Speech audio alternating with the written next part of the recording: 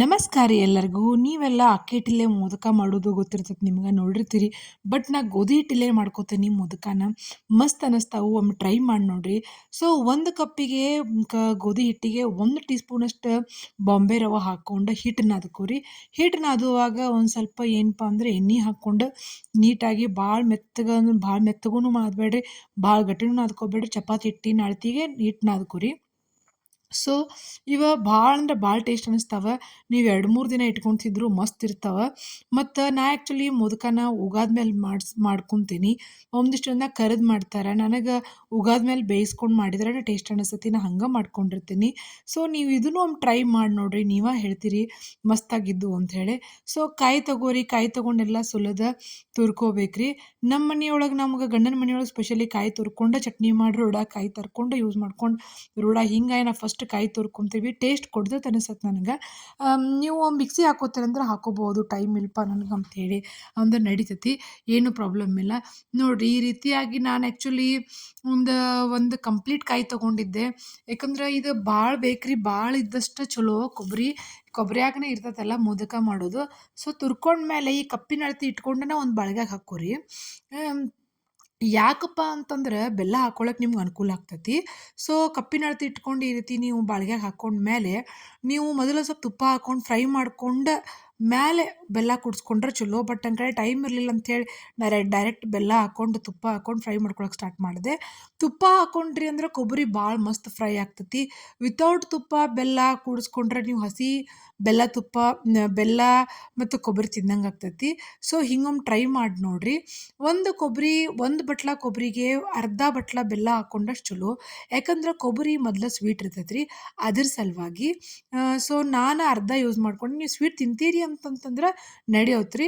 ಇದು ಆ್ಯಕ್ಚುಲಿ ನೀವು ಒಂದು ದಿನದಕ್ಕಿಂತ ಮಾರನೇ ದಿನ ಟೇಸ್ಟ್ ನೋಡಿರಿ, ಭಾರಿ ಇರ್ತೈತಿ. ನಾನು 2-3 ದಿನ ಇಟ್ಕೊಂಡು ತಿಂತೇನೆ. ಹೊರಗೆ ಇಟ್ಟಿರ್ತೀನಿ, ಫ್ರಿಜ್ನಾಗೂ ಇಡಂಗಿಲ್ಲ, ಮಸ್ತ್ ಇರ್ತಾವ. ಸೊ ಈ ರೀತಿ ನೋಡಿರಿ. ಮತ್ತು ಬೆಲ್ಲ ಕಂಪ್ಲೀಟಾಗಿ ಜಜ್ಕೋರಿ. ನನಗೆ ಅವಸರ ಇತ್ತು ಅಂಥೇಳಿ ನಾ ಬೆಲ್ಲ ಅರ್ಧಂಬರ್ಧ ಜಜ್ಕೊಂಡೆ, ನಂಗೆ ಭಾಳ ಪ್ರಾಬ್ಲಮ್ ಆಯ್ತು. ಸೊ ಆಮೇಲೆ ಒಂದು ಸ್ವಲ್ಪ 1-2-3 ಏಲಕ್ಕಿ ಜಜ್ಕೊಂಡು ಏಲಕ್ಕಿ ಕೂಡಿಸ್ಕೊರಿ. ನೋಡಿರಿ ಟೆಕ್ಸ್ಚರ್ ಹೆಂಗೆ ಬರತೈತಿ ಗೊತ್ತಾಗ್ತೈತಿ ನಿಮ್ಗೆ. ಸೊ ನೀರು ಬಿಟ್ಟಿರ್ತೈತಿ ರೀ, ಬೆಲ್ಲ ಕ್ರಮೇಣ ಕಡಿಮೆ ಆಕೋತ ಬರ್ತೈತಿ. ತಳ ಹಿಡಿಬಾರ್ದು. ತಳ ಹಿಡಿಲಾರ್ದಂಗೆ ಯಾವಾಗ್ಲೂ ಚಮಚೆಲೆ ಏನು ಮಾಡಿರಿ ಅಂದ್ರೆ ಅಳಗ್ಯಾಡ್ಸ್ಕೊಂತ ಈ ರೀತಿಯಾಗಿ ಇದೊಂಥರ ಹೂರ್ಣದ ಟೆಕ್ಸ್ಚರ್ ಬರ್ತೈತೆ ರೀ ನಿಮಗೆ, ಅಲ್ಲಿ ತನಕನೂ ಮಾಡಿರಿ. ಸೊ ಅದು ಹೂರ್ಣದ ಟೆಕ್ಸ್ಚರ್ ಬಂದಮೇಲೆ ಒಂದು ಸಣ್ಣ ಬಾಂಡೆಗೆ ತೆಗೆದು ಇಟ್ಕೊಂಡು ನೀವೇನು ಮಾಡಬೇಕಪ್ಪ ಅಂದ್ರೆ ಮೋದಕ ಮಾಡ್ಕೊಳಕ್ಕೆ ಸ್ಟಾರ್ಟ್ ಮಾಡಬೇಕು.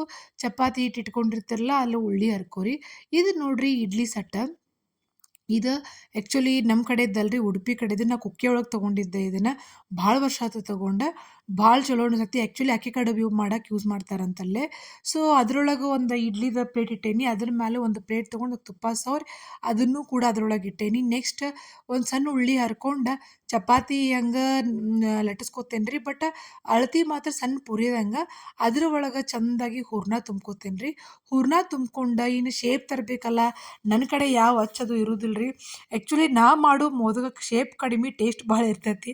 ನನಗೆ ಭಾಳ ಜನ ಹೇಳ್ತಾರೆ, ಮತ್ತು ನಾ ಭಾಳ ಜನ ನನಗೆ ಹೇಳಿ ಮಾಡಿಸ್ಕೊಂಡಿರ್ತಾರೆ, ಮೋದಕ ಮಾಡಿಕೊಡ್ರಿ, ನೀವು ಮಾಡಿದ್ರಂದ್ರೆ ಕೊಡ್ರಿ ಅಂತೇಳಿ. ನಾನು ಕೂಡ ಮೋದಕ ಮಾಡಿದ್ರೆ ಹಂಗೆ ಮಾಡಿರ್ತೀನಿ, ಎಲ್ಲರಿಗೂ ಕೊಡುವಂಗೆ. ಸೊ ನೋಡಿರಿ ಹಿಂಗೆ ಏನಪ್ಪ ಅಂತಂದ್ರೆ ಶೇಪ್ ಬರ್ತೈತಿ. ಬಟ್ ಇದನ್ನ ಏನು ನಂದು ಸ್ವೀಟ್ ಮಾತ್ರ ಭಾರಿ ಇರ್ತೈತಿ ರೀ, ಅಂದ್ರೆ ಟೇಸ್ಟೇ ಭಾರಿ ಇರ್ತೈತಿ. ಸ್ವೀಟ್ ಅನ್ನೋಕ್ಕಿಂತನೂ ಟೇಸ್ಟ್ ಭಾರಿ ಇರ್ತೈತಿ. ಆ ಪ್ಲೇಟ್ ಒಳಗೆ ಈ ರೀತಿಯಾಗಿ ಇಟ್ಕೋರಿ. ಇಟ್ಕೊಂಡು ಮ್ಯಾಲೆ ಮುಚ್ಚಳ ಇಟ್ಟು ನೀವು ಒಂದು 15 ನಿಮಿಷ ನೀವು ಬೇಯಿಸ್ಕೊಂಡ್ರಿ ಅಂದ್ರೆ ಕಲರ್ ಚೇಂಜ್ ಆಕೈತೆ ರೀ, ಗೊತ್ತಾಕೈತಿ ನಿಮ್ಗೆ. ಸೊ ನೋಡಿರಿ ನಿಧಾನಕ್ಕೆ ತಕ್ಕೊಂಡ್ಬಿಡ್ರಿ. ಇದು ಹಿಂಗೆ ಟೇಸ್ಟ್ ಇರ್ತೈತೆ ರೀ, ಅಂದ್ರೆ ಒಳಗಡೆದೆಲ್ಲ ಹೆಂಗೆ ಬಂದಿರ್ತೈತಿ ಅದು ಹೇಳ್ತಾರಲ್ಲ, ಇವತ್ತಿನ ದಿನಕ್ಕಿಂತ ಮಾರನೇ ದಿನ ಭಾರಿ ಆಗಿರ್ತೈತಿ. ಹಿಂಗೊಮ್ಮೆ ಮಾಡಿ ನೋಡಿರಿ, ಭಾಳ ಲೈಕ್ ಆಕೈತಿ. Thank you.